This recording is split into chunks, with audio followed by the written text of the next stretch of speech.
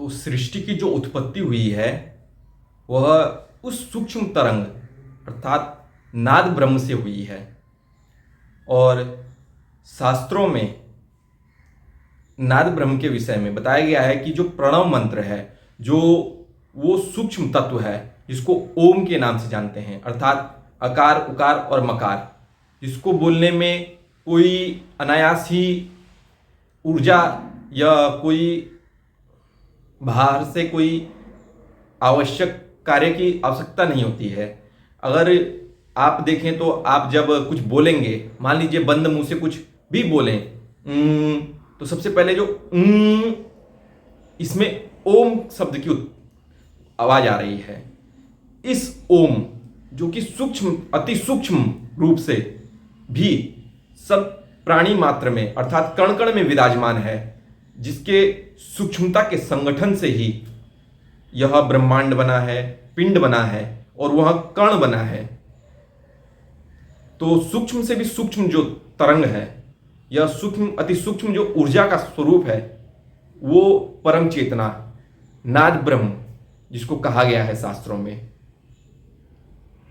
तो उसी नाद ब्रह्म से इस सृष्टि की उत्पत्ति हुई है। और आकार जो है और उकार जो है और मकार जो है, ये तीन सृष्टि के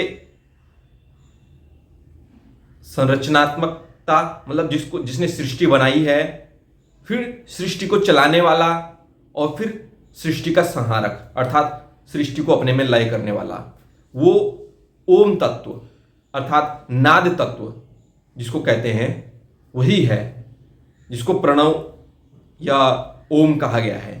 क्योंकि वही संहारक है, वही विनाशक है, वही रचनात्मक है और वही चलाने वाला भी है।